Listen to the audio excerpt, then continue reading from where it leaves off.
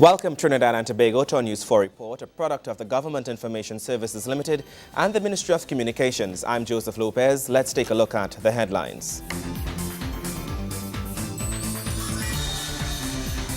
International credit rating agency Moodys reaffirms TNT's sovereign credit rating with a Baa1 score.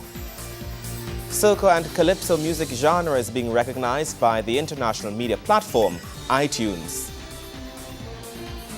And the Minister of Food Production distributes $19 million in grants to farmers.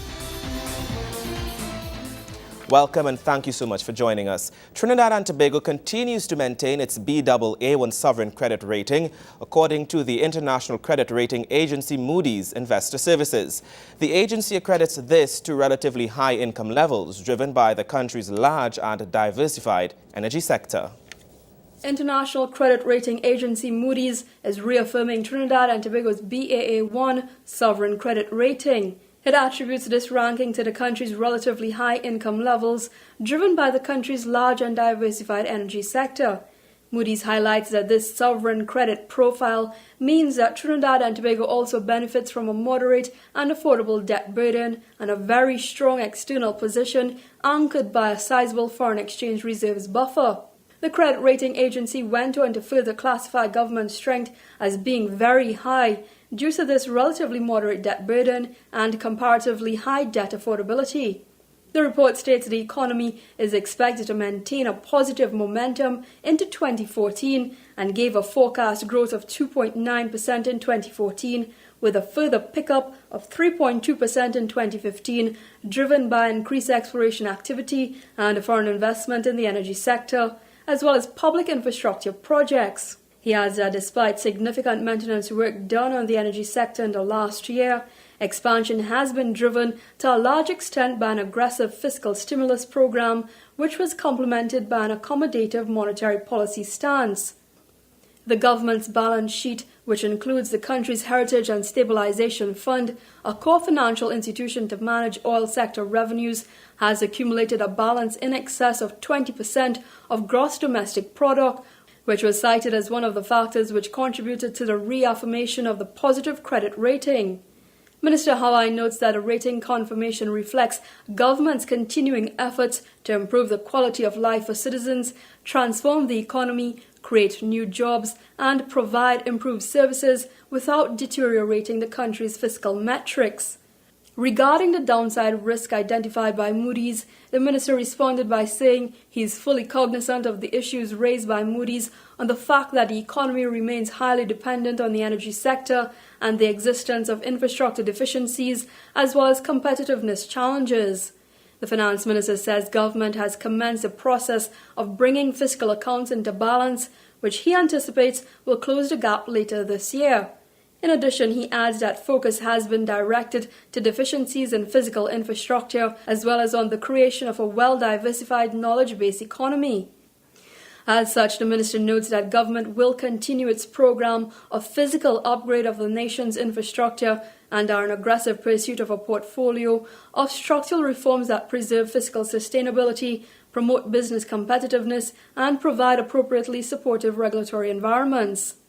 Minister Hawaii says government has prioritized a number of structural reforms to foster economic growth and promote economic diversification and business competitiveness.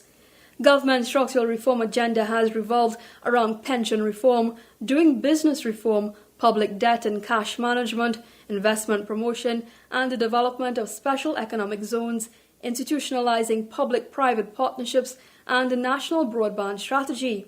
Moodys Investor Services assessment of the performance of the TNT economy was conducted at the beginning of April 2014. Moodys Investor Service is an international agency that provides credit ratings, research and risk analysis to its clients. Kimberam Kalawan, News 4. Members of the Trinidad and Tobago Police Service stand to benefit from the recently launched law faculty at the University of the West Indies St. Augustine campus. This was revealed by the Dean of the faculty, who stated that the faculty is in the process of concluding a memorandum of understanding with the Inter-American Commission on Human Rights. The newly instituted Faculty of Law at the University of the West Indies St. Augustine campus hopes to create closer links with government agencies with a goal of training the police in human rights and juvenile justice, HIV, anti-discrimination law, and labor law. This was revealed by Dean of the Faculty, Professor Rosemary Bell Antwine, in her opening remarks at the faculty's formal launch. To support this goal, Professor Antwine revealed that the faculty is in the process of concluding a memorandum of understanding with the Inter-American Commission on Human Rights. The IACHR is a principal and autonomous organ of the Organization of American States, whose mission is to promote and protect human rights in the American Hemisphere. The new faculty, instituted at the St. Augustine campus in August 2012, forms part of an approved proposal at the University Council to establish 3 full faculties of law in Barbados, Jamaica, and Trinidad and Tobago. Since August 2012, students have been able to complete all 3 years of the Bachelor of Laws degree program at the St. Augustine campus. Come August, the faculty will also offer a new university-based regional LLM program. Instructed by all 3 campuses, the program will see a sharing of resources and courses through a combination of face-to-face and distance teaching. The faculty will eventually be housed at the UWI's South Campus, a 120-acre site in the vicinity of the Davie High School. The 2013 St. Augustine campus's graduation ceremonies saw the first graduates from the Faculty of Law, the first cohort to complete all 3 years of the program locally. Prior to 2011, only the first year of the program was offered at St. Augustine. Nikolai Edwards, News 4. Over the past 2 years, local genres of music have received excellent international attention. A recent move by iTunes to recognize soca and calypso has further demonstrated the power of our local musical forms of expression. In what is a major breakthrough toward the recognition of both calypso and soca as genres on the international music market, US-based iTunes Music Store, a division of Apple Incorporated, has announced that both art forms have been designated as official musical categories on their internet marketplace. Previously, music tracks from these 2 Trinidad-rooted genres were listed without formal categorization under a variety of rubrics, including reggae, Latin or Caribbean. Award-winning filmmaker and best-selling author Dr. Jeffrey Dunn, who has advanced an initiative in the United States to facilitate such designations, said this is a major step forward for calypso and soca, and that iTunes was very responsive to the request and sensitive to the cultural implications of such recognition. Meanwhile, Trinidad-based music publisher and promoter Alvin Daniel, who is coordinating a broader initiative with Dr. Dunn, called the recognition an historic moment for music rooted in the Caribbean. He believes this breakthrough will ensure that first and foremost, our music will now be properly categorized. He noted that prior to this, when a particular TNT artist had a hit song, Trinidad and Tobago, and by extension the region, were never given due credit. Now, he says, that has changed. Prior efforts over the past decade, including an internet petition to generate such recognition, met with no success. The iTunes recognition, calypso and soca, now appear with approximately 36 other genres under the heading of world music, which will help usher in a new era of opportunity for calypso and soca artists throughout the Caribbean and the diaspora. Mr. Daniel said he's hoping to continue these efforts for recognition of calypso and soca in coordination with the Minister of Arts and Multiculturalism, Dr. the Honorable Lincoln Douglas. Dr. Dunn said that he and Alvin Daniel will now focus their energies on generating similar recognition from several other internet music outlets, including AllMusic, Zune Marketplace, eMusic, Yahoo, and Amazon, and eventually the National Academy of Recording Arts and Sciences in the US, producers of the Grammys. Nikolai Edwards, News 4. We take a break. More news when we return. Stay with us.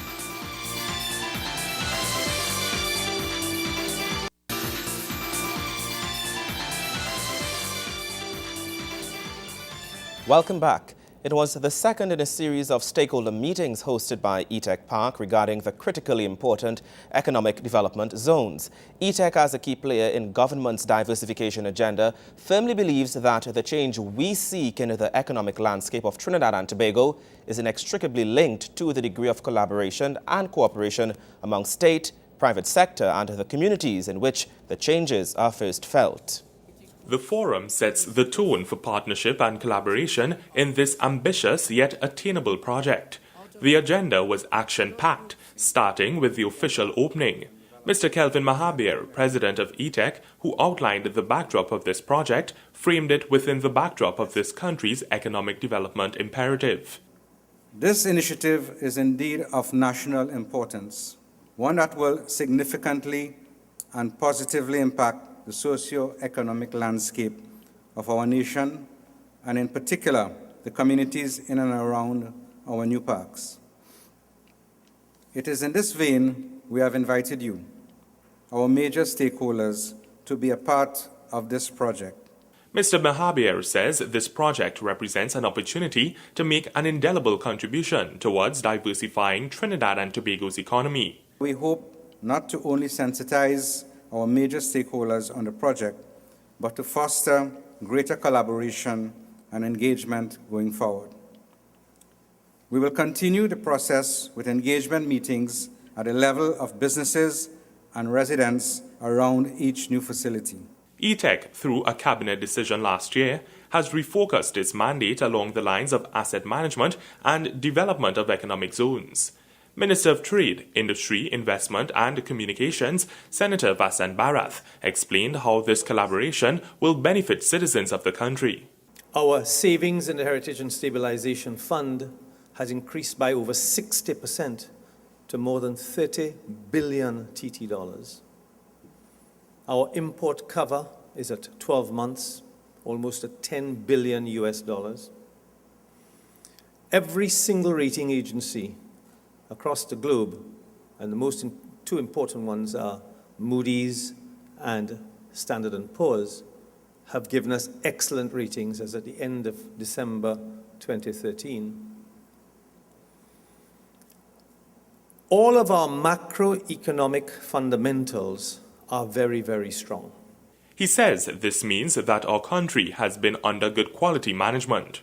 But what it also says is that the policies of the government are working, and are working effectively. What have we been doing at the Ministry of Trade? Understanding that on one hand, we have strong economic fundamentals. What is it that we have been doing to try to develop economic activity? Because yes, it's fine to have strong economic fundamentals, but what do you do with it? And what you do with it is you attempt to utilize it and leverage it to encourage investors to invest in this country. The minister says that for the last 4 years, the ministry has been aggressively pursuing an agenda to create an environment to untap those funds and also to encourage foreign direct investment. This, he underscores, is critical. And that's why the Prime Minister has embarked, together with several of her ministers, in visiting foreign lands to try to get that foreign direct investment coming into Trinidad and Tobago. After the minister's keynote speech, a technical session showed the link between this project and government's growth pole strategy. Details received on each economic zone and the macro stages involved were well appreciated by all those in attendance. The meeting ended with an appreciation of ETEC's critical next steps for the future. Nikolai Edwards, News 4. Government is said to be looking into making energy-efficient hybrid vehicles more available to citizens through lowered cost incentives. The statement comes from the Ministry of Energy and Energy Affairs as it welcomed the addition of the new hybrid Camry to its current hybrid fleet. The Ministry of Energy and Energy Affairs is said to be actively finalizing a concept note for incentives to lower the price of hybrid vehicles here in Trinidad and Tobago. This comes as it added its second hybrid vehicle to its fleet with the purchase of a hybrid Toyota Camry. The move aims to promote innovative ways in energy efficiency. This comes 2 years after the purchase of their first hybrid, the Toyota Prius, in 2012. The addition of this vehicle enforces the ministry's commitment to diversify its fleet away from using older, inefficient diesel-guzzling 4x4s for its courier services. Senator the Honourable Kevin Ramnarine, Minister of Energy and Energy Affairs, championed hybrid and CNG vehicle use at the ministry and also its state companies, The NEC, NGC and Petrotrin are also making the move from regular gasoline vehicles to CNG-powered vehicles. The hybrid Camry maintains an average mileage of 41 mpg, while the standard gasoline-powered Camry maintains an average of 30 mpg, giving the hybrid the upper hand as a more economical option. Minister Ramnarine stressed the importance of changing the current mindset towards a more energy-efficient future. He says while we are blessed with great natural gas and crude oil reserves, we also need to take the lead in conserving transport fuels and improving energy usage. The purchase of these vehicles is said to be aligned with the National Energy Communication Campaign through its interactive website www.myenergytt.com in education and awareness about the energy sector, energy efficiency and the ongoing deployment of renewable energy technology across Trinidad and Tobago. Kimberam Calawan, News 4. Sport news when we return. Stay with us.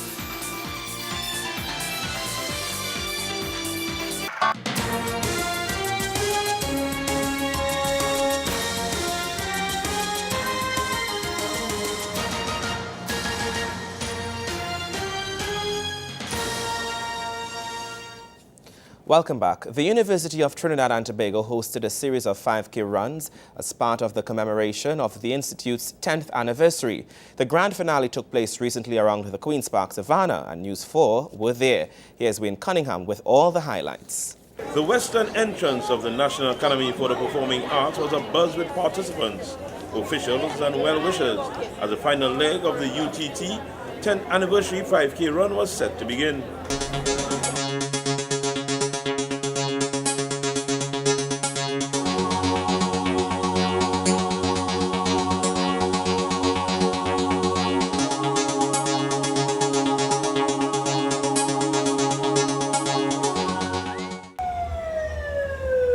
As the race got underway, we took the opportunity to speak to Mushtaq Mohammed, Senior Sports Officer at UTT, about the event. Today, is the finale of the UTT 5K. We are celebrating the 10th anniversary of UTT, the existence of UTT, and we thought that to do such, we have 5K events. This is the final one, it's the third one. The first one was held in South for the three campuses from Point Lisa, San Fernando campus, and the current campus. And that was held in February, just before Carnival. We had over 200 participants from those three campuses and the community. Secondly, we had the next event was held at the Umira campus in the vicinity of the Umira Industrial Estate and near to our Umira home-based campus. And that campus was done for, that event was done for the Valsain campus, EKF campus, and the Umira campus. And that also attracted over 200 participants in all, with members from each campus and the community. And what we are seeing here today is the final event. UTT has 10 campuses, and this final event is for John D. Chagarama's campus, the upper campus which we are hosting this event here, and Tobago.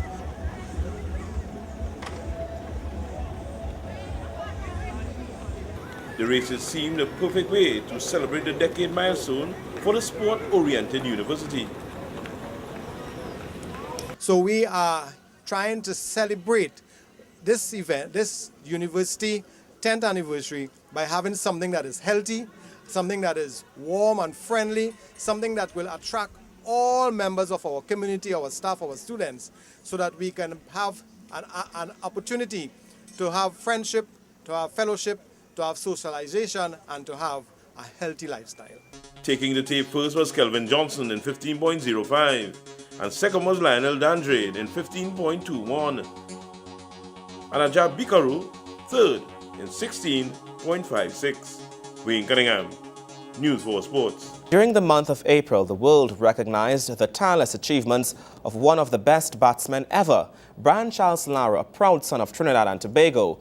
The anniversaries of his Test records, 375 on the 16th of April 1994 and 400 not out on the 10th of April 2004, did not go unnoticed by cricket commentators, historians and fans alike. The Honorable Anil Roberts, Minister of Sport, reflected on the career of the West Indies' most prolific batsman, saying, open quote, "On the 10th and 20th year anniversaries of these glorious batting displays, I wish to add my congratulations to Lara, whose innings versus England contributed in no small measure to his legendary status in the game. Those scores have been dissected and analyzed in the finest detail, but no one could reduce Lara's supreme talent and determination to a statistic. He grew up before our eyes and was always destined to be the greatest of all times. He simply demonstrated in glorious fashion and on West Indies' home soil that he was the best at his craft. We will never forget the joy and pride we all felt as fans to see a Trinidad and Tobago national execute an almost flawless innings on both occasions to become the highest run scorer on or in the game." End quote. Now retired and cognizant of his power and ability to influence change, Bran attends to the needs of the less fortunate through the Pearl and Bounty Lara Foundation. More news when we return. Stay with us.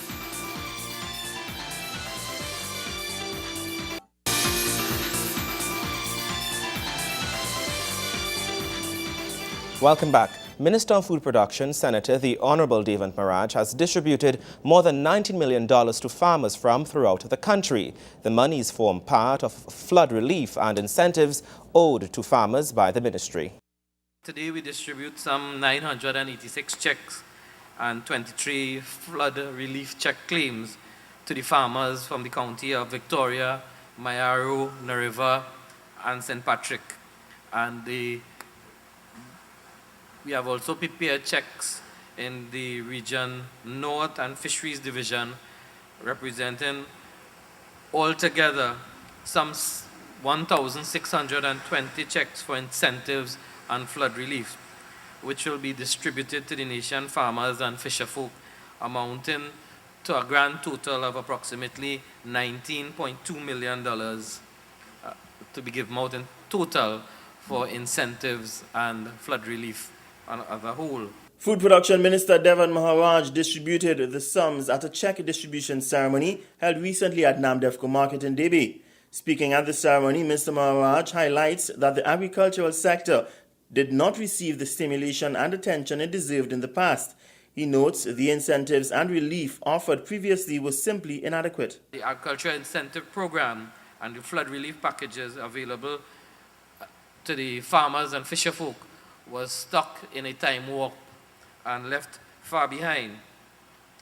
The incentives and relief offered failed to address the dynamic and the dynamics in the agricultural environment.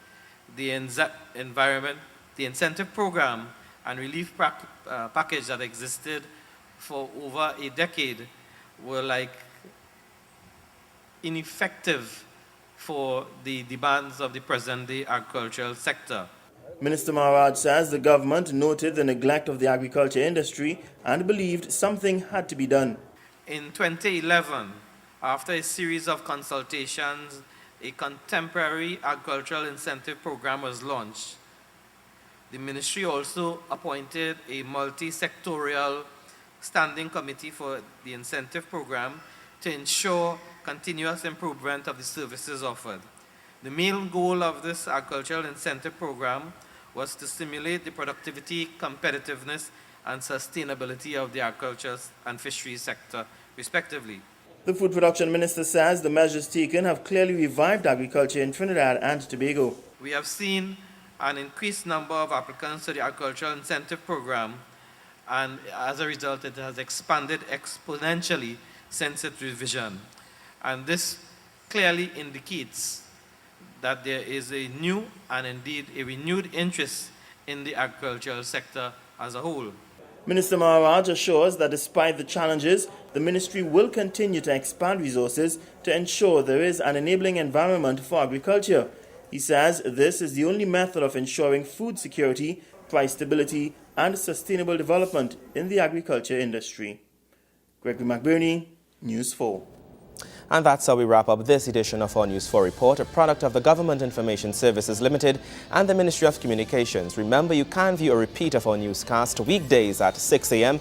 and feel free to visit our Facebook page at www.facebook.com youtube.com/OurTV4. I am Joseph Lopez. Thank you for watching.